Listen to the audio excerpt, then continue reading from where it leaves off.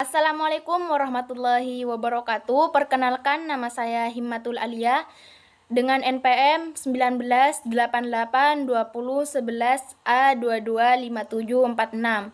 Saya mahasiswa STKIP PGRI Sumeneb, Program Studi Pendidikan Bahasa dan Sastra Indonesia semester 6 kelas C. Di sini saya akan mempresentasikan seminar pra-proposal dengan judul Tindak Tutur Didaktif Guru dalam Kegiatan Belajar Mengajar di SMPN 1 Ambunten tahun 2021-2022. Langsung saja bab 1 pendahuluan. Yang pertama ada latar belakang masalah. Ditinjau dari segi fenomenologis, dalam penelitian ini penggunaan bahasa dalam kegiatan berkomunikasi merupakan salah satu ilmu kajian pragmatik. Karena berbahasa yang baik dan benar berarti bahwa harus digunakan bahasa yang sesuai dengan kaidah kebahasaan. Artinya, agar mudah dipahami oleh mitra tutur pesan yang disampaikan oleh penutur. Proses komunikasi ini yang nantinya akan memunculkan tuturan ataupun tindak tutur. Karena penggunaan tindak tutur dalam kegiatan belajar mengajar, guru dapat mempergunakan jenis tindak tutur direktif yang secara bergantian yang disesuaikan dengan fungsi ujaran yang sesuai dengan konteksnya. Selanjutnya, latar belakang secara teoritis. Yang pertama dikemukakan oleh Abdul Chair dan Agustina pada tahun 2004, bahwasanya fungsi bahasa merupakan alat komunikasi atau alat interaksi. Karena dengan berkomunikasi, setiap penutur hendak menyampaikan tujuan dan maksud tertentu kepada mitra tutur. Dalam hal ini merupakan kajian pragmatik. Fenomena tersebut disebut dengan peristiwa tindak tutur, karena produk atau hasil dari suatu kalimat dalam kondisi tertentu dapat berwujud perintah, anjuran, nasihat, dan lainnya. Dalam hal tersebut dikatakan jenis tindak tutur direktif, karena bentuk tuturan yang dimaksudkan oleh si penutur untuk membuat pengaruh agar sang mitra tutur melakukan tindakan-tindakan yang dikehendakinya. Yang ketiga yaitu latar belakang secara empiris. Tindak tutur direktif guru dalam kegiatan belajar mengajar di SMPN 1 Ambunten layak untuk diteliti, karena peneliti merasa tertarik untuk mengetahui proses interaksi guru dan siswa dalam menggunakan jenis tindak tutur direktif guru secara bergantian, yang sesuai dengan fungsi ujaran yang sesuai dengan konteksnya, seperti halnya guru menasehati murid. Rumusan masalah dibagi menjadi dua. Yang pertama, secara umum. Dalam penelitian ini, rumusan masalah secara umum yaitu bagaimanakah tindak tutur direktif guru dalam kegiatan belajar mengajar di SMPN 1 Ambunten. Secara khusus, yaitu yang pertama, bagaimanakah bentuk tindak tutur direktif guru yang digunakan selama kegiatan belajar mengajar di SMPN 1 Ambunten. Yang kedua yaitu bagaimanakah modus yang terkandung dalam tindak tutur direktif yang digunakan guru di SMPN 1 Ambunten. Selanjutnya yaitu tujuan penelitian. Tujuan penelitian dibagi menjadi dua, yaitu umum dan khusus. Yang pertama secara umum, untuk mendeskripsikan tindak tutur direktif guru dalam kegiatan belajar mengajar di SMPN 1 Ambunten. Secara khusus, yang pertama yaitu untuk mendeskripsikan dan menjelaskan bentuk tindak tutur direktif guru dalam proses kegiatan belajar mengajar di SMPN 1 Ambunten. Yang kedua yaitu mendeskripsikan dan menjelaskan makna yang terkandung dalam tindak tutur direktif guru dalam proses kegiatan belajar mengajar di SMPN 1 Ambunten. Manfaat penelitian. Secara teoritis, penelitian ini dapat memberikan pengetahuan bahasa tentang tindak tutur yang baik dan benar pada siswa SMPN 1 Ambunten. Yang kedua yaitu hasil dari penelitian ini diharapkan dapat memberikan tambahan pengetahuan mengenai kajian ilmu pragmatik dalam proses tindak tutur yang baik dan benar.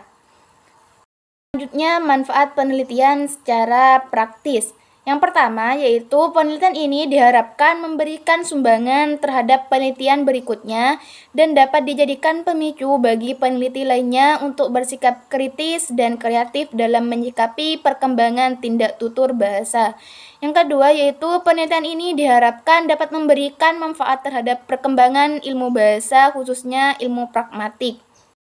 Selanjutnya, definisi operasional. Yang pertama, tindak tutur adalah segala tindakan yang ditujukan melalui tuturan dalam proses berkomunikasi. Direktif merupakan salah satu dari jenis tindak tutur yang dimaksudkan penutur agar mitra tutur melakukan tindakan yang sesuai dengan yang disebutkan di dalam tuturannya. Yang ketiga yaitu modus. Modus merupakan teknik tuturan yang dipakai untuk mengapresiasikan maksud tuturan yang diucapkan penutur kepada mitra tutur. Pembelajaran di kelas merupakan perpaduan dari dua aktivitas, yaitu aktivitas mengajar dan aktivitas belajar. Bab 2. Tinjauan pustaka. Yang pertama, tinjauan teoritis. Teori yang digunakan menggunakan teori kajian pragmatik seperti yang dikemukakan Searle pada tahun 1969 yang berkaitan dengan tindak tutur direktif. Dalam pengertiannya yaitu bentuk tuturan yang dimaksudkan oleh si penutur untuk membuat pengaruh agar sang mitra tutur melakukan tindakan-tindakan yang dikehendakinya. Searle dalam Rahardi pada tahun 2009. Adapun jenisnya yaitu jenis tindak tutur direktif anjuran, perintah, memohon, meminta, nasihat, dan saran. Selanjutnya yang kedua yaitu tinjauan empiris. Penelitian yang relevan yang pertama yaitu tindak tutur direktif guru dalam interaksi belajar mengajar mata pelajaran Bahasa dan Sastra Indonesia di SMA Negeri 1 Melati Sleman, Yogyakarta yang dilakukan oleh Iwan Khairi Yahya pada tahun 2013. Penelitian yang kedua yaitu dengan judul Analisis Tindak Tutur Direktif Guru dan Siswa dalam Kegiatan Belajar Mengajar di Kelas 5 SDN Minior Martami pada tahun 2019 yang dilakukan Dwi Putri Febriani. Selanjutnya yaitu ada kerangka berpikir.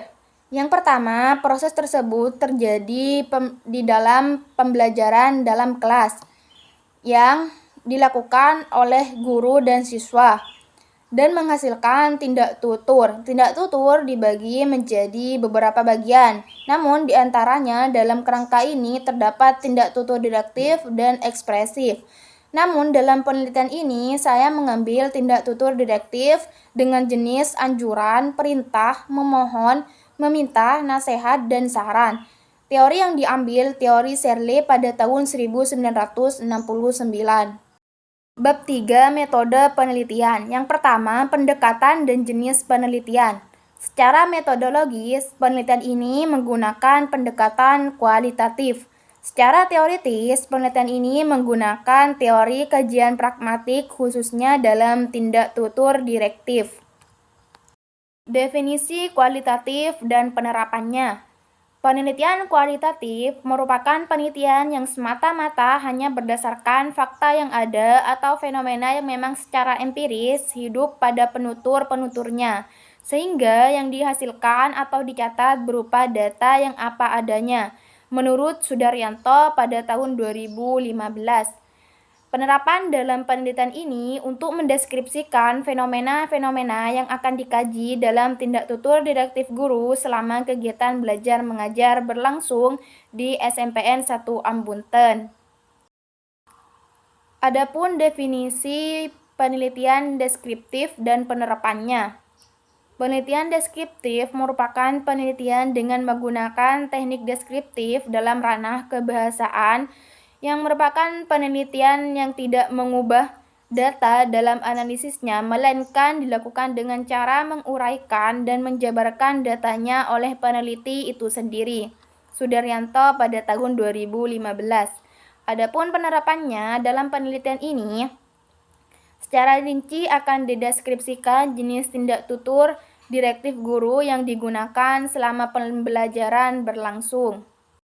Kehadiran peneliti. Yang pertama yaitu sebagai observer, yang kedua sebagai pengumpul data, yang ketiga sebagai penganalisis, yang keempat sebagai pelapor hasil.